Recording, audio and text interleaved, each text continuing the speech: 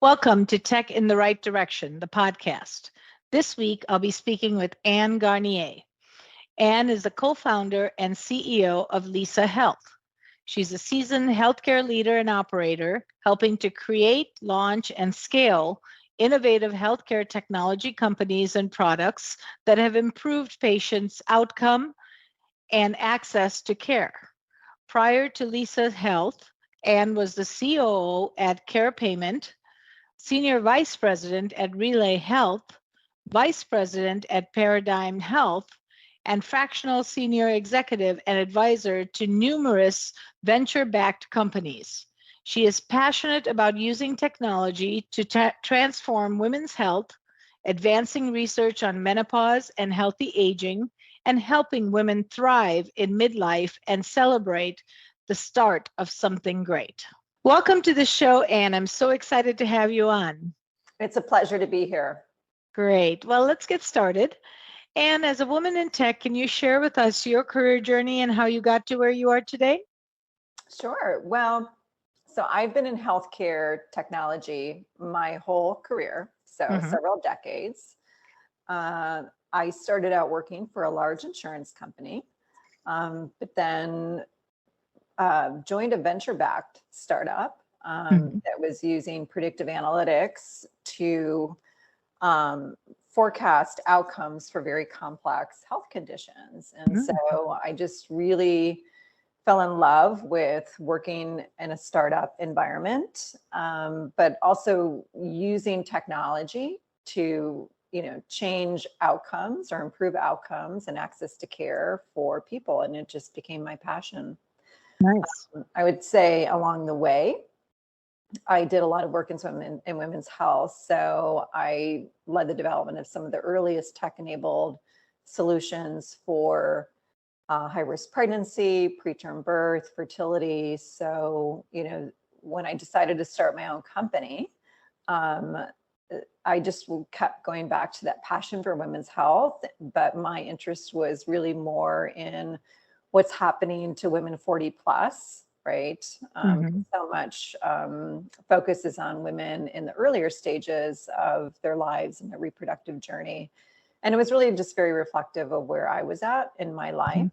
And I felt that technology could play a very important role in transforming this very complex life stage for women.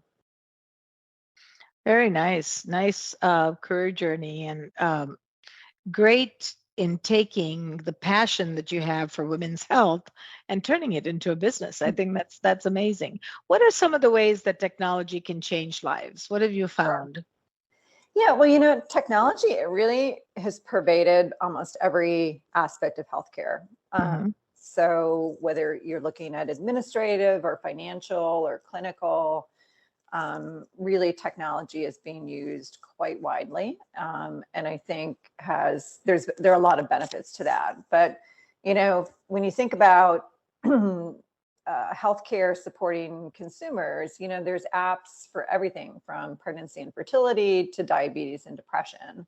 So when I was looking at, the women's health landscape and understanding more about midlife women's health and menopause, you could just see how incredibly underserved it was as a market. There's, relative to other areas of healthcare, very little research, almost no technology. So I'm sitting there and I'm thinking, why should menopause, why should midlife women be overlooked when there's so much that technology can do to really bridge the major gaps in care that exist? 3.8 billion women worldwide will experience this life stage. It's inevitable. And so when you think about what are some of those gaps, for example, a severe shortage of trained clinicians, a lack of easily accessible, science-backed information and therapeutic support. So I felt that technology was the perfect way to bridge these gaps, to address the shortage of trained clinicians, to reach underserved populations, not just in the US and worldwide. And so technology then, when you have that in the palm of your hand, right, then you can empower women to take control of their health and give them Mhm. the tools and education that they need. Wow, 3.8 billion. 3.8 billion. It's not That's a trivial. crazy number. Yeah. Half the world's population. And Mhm. so I think that there's an incredible potential for technology to address a lot of the challenges that women face. We're still early days in what's possible, but I think, having been in healthcare technology and now for several decades, I really think this is the most exciting period of innovation that I've witnessed. And my passion is about harnessing that innovation to serve these 3.8 billion women. That's amazing. I mean, that it's taking somebody like you who has that passion and being a woman yourself and probably gone through this stage or going through this stage like me.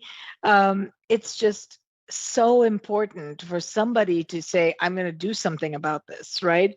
And there's a great population that needs your help. So I think that's awesome. Great job with that. So I understand that you have an app that you just released in July. Share with our listeners more about this app.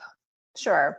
So we launched Midday, which is an app that was developed in collaboration with Mayo Clinic and SRI International, that's leveraging the power of AI and sensor technology along with digital therapeutics to really support women on this menopause journey. So we're using these technologies to deliver personalized insights that really, for women, finally illuminate what's happening physically and emotionally during menopause, because so many women express, that they just feel out of control. They don't know what's happening with their body. And sadly, very few physicians are trained in menopausal care. So physicians are not able to provide that illumination oftentimes. So that's sort of a very important part of what the app is doing, is like finally delivering this insight. But then I think more importantly, providing the right support or the right intervention at the right time to manage these symptoms, and so deliver relief, and also promote healthy aging, which we can also talk about in a minute. But delivering insights are incredibly helpful, but ultimately you want relief, so you want to make that connection to the therapeutic support. I would point out that menopause, it's a highly complex life stage, so it lasts 30 plus years, and you can experience and you can experience many symptoms over this journey. They've cataloged a minimum of 34 symptoms, and I think your tech listeners will appreciate, when you have multiple stages of menopause, 34 symptoms, and innumerable combinations that are going to change, right?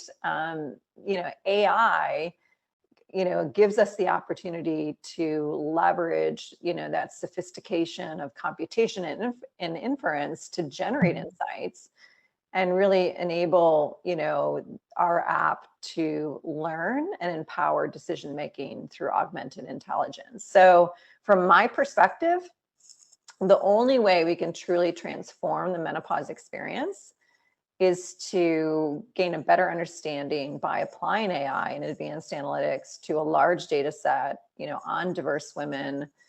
Every woman is unique, and so we need that data and those technology strategies to really pinpoint and reveal what's happening, with these symptoms, and deliver relief, just much more quickly than what occurs today. I also think from a healthy aging perspective, we can evaluate health risks and deliver preventative care much, much earlier than what typically happens.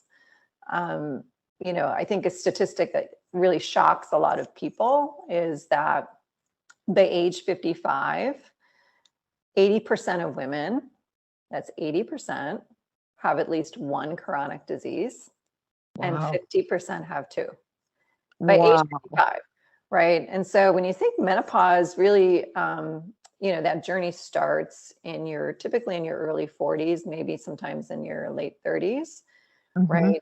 And we know now that menopause symptoms are linked to a lot of the major chronic diseases like cardiovascular disease. We should be able to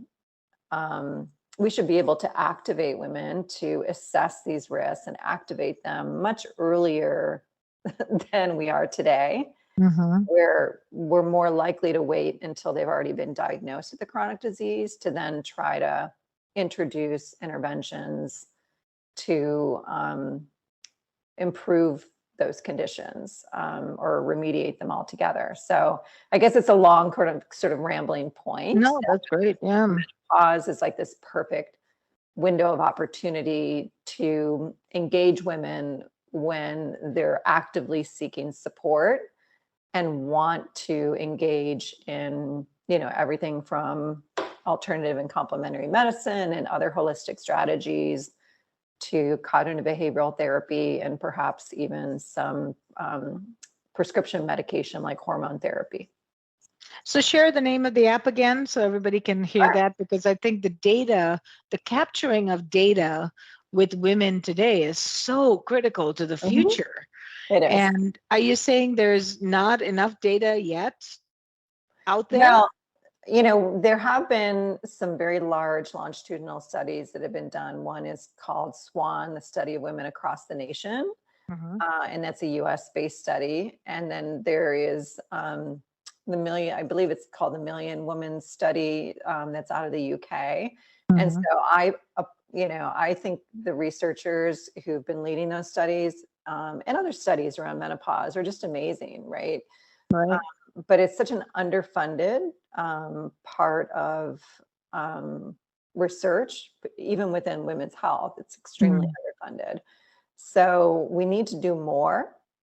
And now we can use more sophisticated techniques, technologies, and also sensors that can objectively measure some of these menopause biomarkers, which the SWAN data, for example, to my knowledge, didn't leverage, right, that technology. It wasn't available or advanced enough in a way to do it where women in their just daily lives could be measured, whether it's their hot flashes or their sleep disturbance, or some of the other biomarkers that we can now collect with, say, an Apple Watch or a Fitbit or, some other more readily available wearable technology. Wow. Yeah, I think it's so important that our listeners are, if you're in this time of your life, to really download the app, put in the data, you'll be helping somebody in the future as well as yourself, right? Oh, You're absolutely. really doing good for yourself, but then you're also helping others. I think that's very important. Yeah. So you're really passionate about using technology to transform women's health. Tell us more about where that passion came from and why, and then how you use technology to help. Well, I'm passionate about technology, I think, because I grew up with it. And I just could see that, technology really allows us to scale in a way that you can't do with like human resources, right? Like it's going to be very challenging for us to train clinicians around menopausal care, over the next decade. Because you have to, change medical school curriculum. There's lots of things that you would have to do, but with technology, you can create access to science-backed and evidence-based tools, support, and insights, right? That doesn't rely on, our ability to scale, sort of the human side of this equation. So women don't have to wait a decade, perhaps, for us to then say, oh, great, we now have enough clinicians to satisfy the demand. We can actually solve the problem now, right? And it's a problem that's existed for a very long time. Has been a lot of shame and silence and stigma associated with this life stage. So, women have, by and large, just toughed it out. Yep. Which, no one should have to do that, because it can be and is actually quite an impactful life stage, the changes that occur. And, women want, need, and deserve support. So let's use every advantage we can. And technology and data are two big, big advantages. I think I'm also passionate about, just the fact that with technology, you can achieve a level of personalization. Every woman is unique, and they appreciate that. They view themselves as unique, right? And they don't want a one size fits all approach. They really want a personalized experience that caters to their preferences and their unique characteristics. And I think that's what, AI and machine learning can do really, really well, is it can provide that personalization and contextualization for women. When did you know that you had a passion for this stage of life, that you wanted to help and make a difference? Well, I had decided to start my own company after, spending many years helping others start and grow their company. I just really felt it was time for me to take that next step in my career. And so I was looking at different problems that I wanted to solve. As I mentioned earlier, I always look for ways of, how can we use technology to improve patient outcomes and access to care? And I was tapping back into that passion for women's health and looking at the landscape. It was really apparent that pregnancy and fertility, there's just hundreds of companies that are in addressing, those particular parts of the reproductive journey. Lots of other companies doing work in menstrual care, sexual wellness. But when you looked at the, what's happening to women 40 plus, which is, largely around the menopause transition, a few years ago, there were almost no companies in the space, and certainly no technology. And I just thought, this is crazy, right? Again, every woman is going to go through this. 26, about, I would say 25 to 26% of the population right now is in this life stage. Wow. It's well over 1 billion women. It's real. So, it's there. Right. And these women are suffering.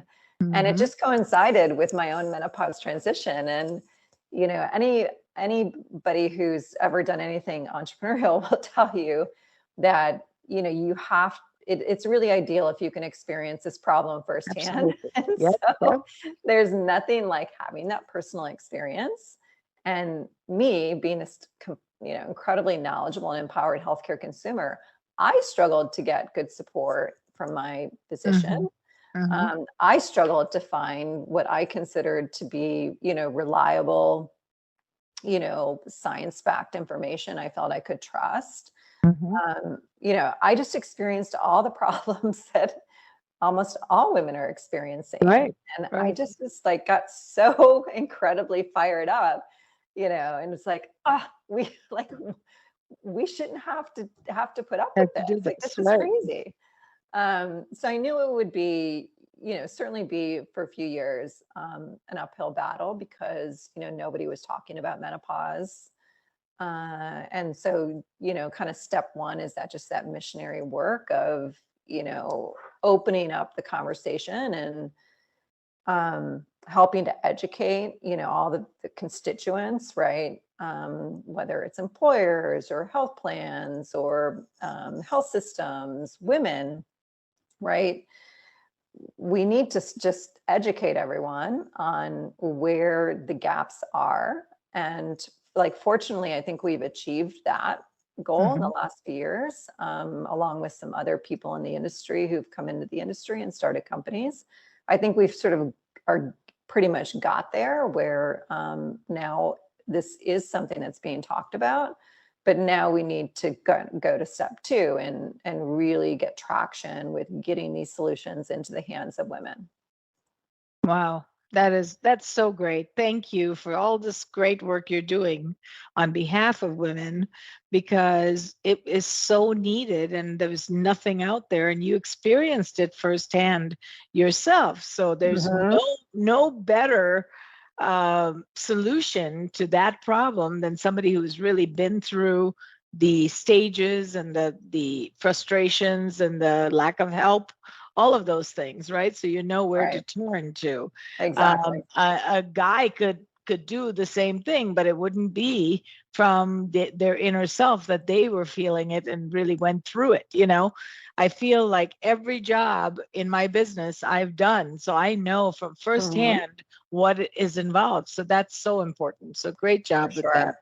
But I do Yeah. want to point out that it's really important to have men as part of this Oh, conversation because absolutely. they're very much impacted for those men or who are in a relationship with a woman, Mhm, mhm. going through this life stage.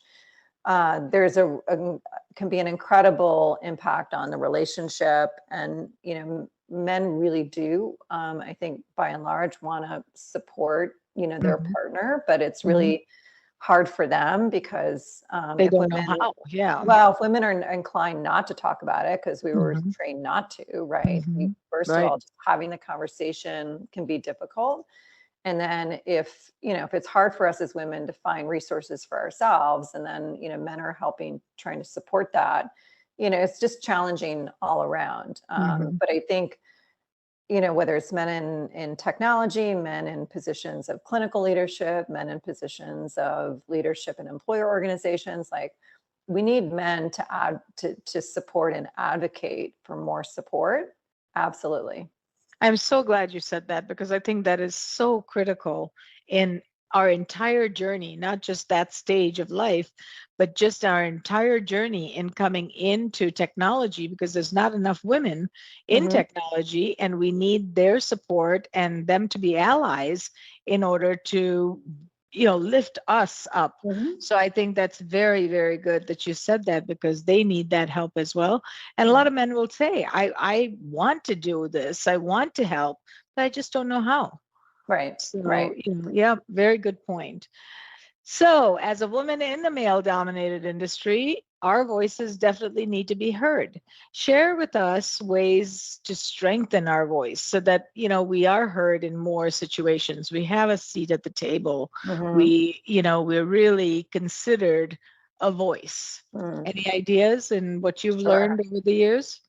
Well, I think we just sort of touched a little bit upon, Mhm, partnering with men mhm. to, support women to move into positions of leadership and influence in organizations. But I also think women need to support other women and Yep, lift them up. I agree. I So agree. rather than, the ladder being vertical, right, where like there's only one woman can be above you, we need to Mhm. flip the ladder so it's horizontal and there's a lot of women on the ladder, right? Right. That's So, right. I'd like to see, that behavior go Mhm. away where, women tend to compete and actually they're supporting one another. But I also think they just need to stop being wallflowers. Mhm. I do a lot of mentorship for women who are looking to advance in their career. And, some of my top, top sort of recommendations to them is, well, you need to become a thought leader, either, within your own company or, also outside of your company. You need to build a strong network. I mean, these are two things that men are like really good at. Mhm. You can't be a wallflower. Right. You Right. have to put yourself out there. You have to be able to create opportunities or um, be able to verbalize like your value, and not wait for somebody to sort of appreciate that value. So I also think if the opportunities are not organically coming to you, like you need to plan to create them to yourself. So, if you want to be a thought leader, pitch yourself to a podcast or an industry group where you could lead a workshop or have a speaking opportunity, talk to your marketing team about ways that you can help promote the company at the same time you're promoting your personal brand and point of view. And if these activities make you uncomfortable, you need to figure out how to get past that. You have, whether it's getting a coach or get negative Nancy out of your head, right? yeah, it's like, you have to overcome that anxiety and imposter syndrome. It's just imperative if you want to unlock more opportunities and not only strengthen your voice in, a male-dominated industry, but also, collectively strengthen women's voices within technology. No, that's great. Yeah, really, really good advice. It is so important for us to have that strong voice, but behind that, we need to have a voice that's educated about the situation. Like you said, you have to be a thought leader. So you have to know what we're talking about, because then we can be strong and confident. But a lot of times, if we don't know the subject matter, it's hard to do that. So be that expert. I love that. Yeah. So, Anne, on a personal note, who inspires you and why? Okay. I don't know if anybody's ever shared this, but women inspire me. That's awesome. Particularly midlife women. Okay. When I can't even tell you now, of course I have lots of midlife women friends and family and colleagues, but, now being in the business of menopause and healthy aging, I talk to lots and lots of midlife women. And what we do and the sacrifices that we make every day in the face of discrimination and injustice are just astonishing to me. It is, yeah. So I just have to say that, I think women overall are inspirational to me, but women in midlife are just rock stars. I love that you said that. That is so amazing. And I don't think anybody said that before. So it is so true, though. We just, suck it up and keep going. We don't even give ourselves credit for what we do.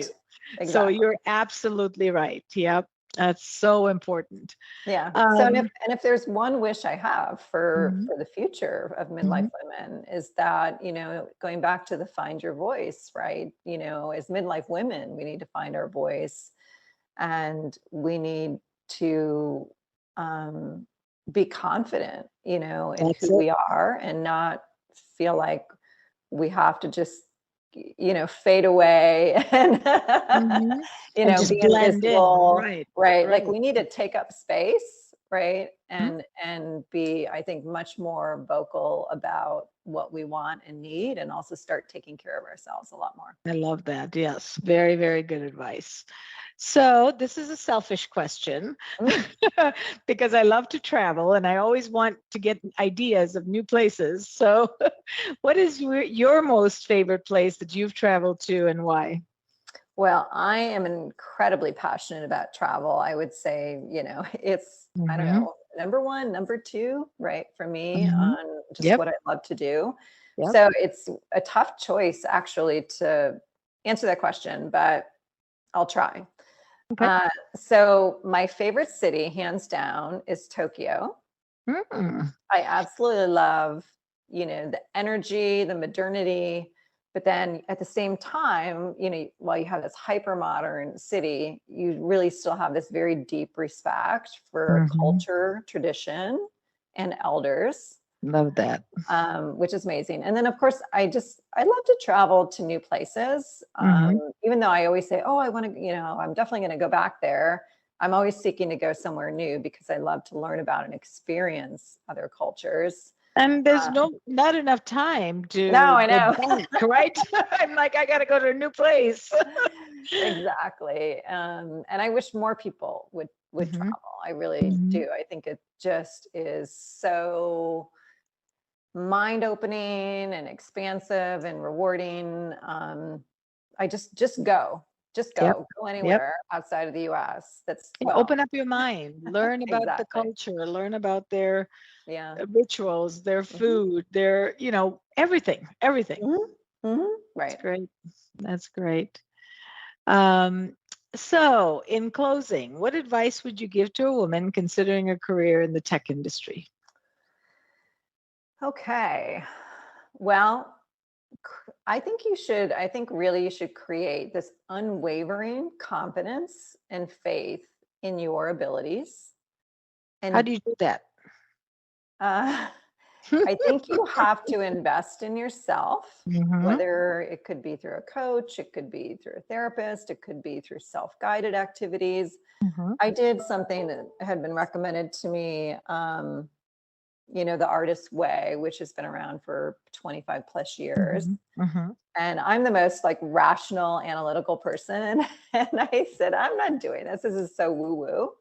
But I was at a place in my life, as a midlife woman, I was at a place in my life where I just really was struggling a bit, I think, to sort of define like, well, what does this period of my life look like? Like, where is my next chapter? And so I thought, okay, I'm going to have to do some things that make me uncomfortable Mm-hmm. in order to figure this out. And so that was one of the several things I did that made me uncomfortable. And I strongly recommend it because, if you don't have the resources for, coaching or therapy, it's very inexpensive. You just can buy the book on Amazon. It's a self-guided 12-week journey that requires no other investment other than a little bit of your What time. is the name of the book?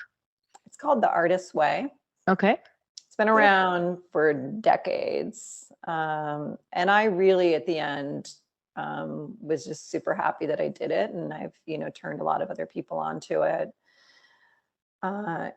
It's just, you have to just make a leap of faith into it and just do the work of, journaling and a few other exercises. It's, I think, relatively painless. Okay. Okay. And was there Um, one thing that stood out that really helped you?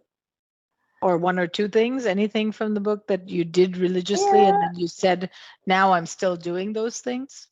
Well, one of the things that in order to, I think maximize this particular method is that you need to write 2 pages every day. Mm. And it doesn't even like it doesn't matter what you write. Like, you could write the same sentence over and over again, but the point Okay. is that, you're writing. And I think through that process of unwriting, you really, there's some prompts that can help you along the way, but I think it just helps you to dig into areas that you need from a self-exploration Mm-hmm. kind of point of view. So I think that could be a launching off point for a more consistent journaling practice. It doesn't have to be 2 pages every day once you finish with this 12-week journey, but Mm-hmm. I think either that, it unlocks, I think, the opportunity for you to engage in more self-reflection Introspect. Yeah. and Really see what you're introspection, thinking. Yep. whether it's through meditation or Mm-hmm. mindfulness or journaling or, just connecting with nature. I think Mm-hmm. you'll still take away some things from the process that'll stick with you. Mm-hmm. But I think going back to this idea of creating this unwavering confidence and faith in your abilities, you know, it's also about not letting people or letting anyone make you feel any less than who you are. Because there is, Mm-hmm. again, this notion of women in midlife should be invisible, which that word is very negative and it's Mm-hmm. diminishing, right? Like, Mm-hmm. invisible, as if you have nothing, no Like you don't reason exist. Yeah. to be visible, like you have nothing to contribute. And there couldn't That's, be yeah. anything that is so not true. I mean, we as women in midlife are at the peak of our powers and our capabilities. And so I just think women need to really appreciate that about themselves and own it and become what I call unstoppable. Just Mm-hmm. become a force, right? And Right. when we become that, then we really have a voice. Until then, I think we'll still, be challenged to get what we want. But I will say we wield the most economic power of any demographic in the world. So the other opportunity besides finding your voice is to also vote with your wallet. Mm-hmm. Wow. I love this advice. This is so great and so on point. And it's been such a pleasure and an honor having you on the show.